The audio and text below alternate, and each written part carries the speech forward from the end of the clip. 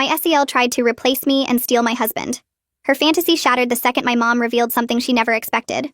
My brother Kyle had been dating this woman Rachel for about 3 months when she came to her first family dinner at our parents' house. Everything seemed normal at first.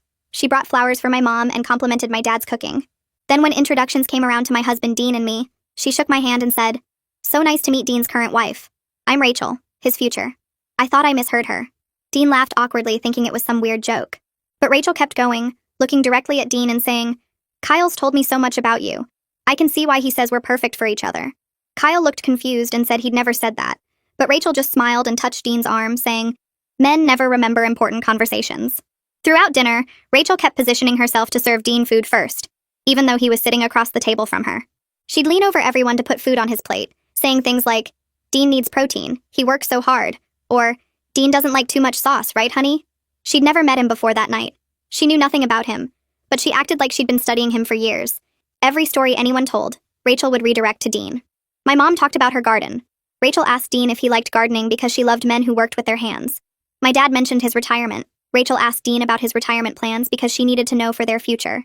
When I tried to join any conversation with my own husband, she'd talk over me and say things like, "Dean and I were just discussing that earlier," which was impossible because they'd literally just met an hour ago. Kyle kept trying to redirect her attention, but she'd pat his hand and say, "Your brother and I are just getting to know each other better." Family bonds are so important. The next few weeks were insane. Rachel started showing up at places Dean went. She joined his gym and would happen to be there whenever he worked out. She found out where he got coffee and would accidentally run into him every morning. She learned his lunch spot and would eat there alone, always sitting where she could watch him. She told Kyle she was just trying to bond with his family, but she never tried to run into me or my parents, only Dean. She started texting Dean constantly, getting his number from Kyle's phone. The texts started normal, asking about family stuff, but quickly got weird. She'd send him good morning messages before I even woke up. She'd text him reminders to eat lunch and stay hydrated. She'd send him articles about things she thought he'd like, even though she had no idea what he actually liked. When Dean blocked her number, she got new ones. She had at least 6 different phone numbers that we know of. Rachel would tell Kyle that Dean was texting her first, that he was pursuing her, that she was trying to be loyal but Dean wouldn't leave her alone. Kyle believed her at first because why would his girlfriend of 3 months make something so crazy up? She'd cry and say she didn't want to break up the family, but Dean was making it impossible. She actually convinced Kyle to confront Dean about bothering his girlfriend.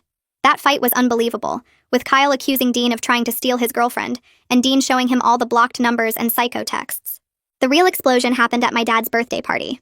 Rachel had convinced Kyle she needed to come despite everything, because family was important, and she wanted to show there were no hard feelings.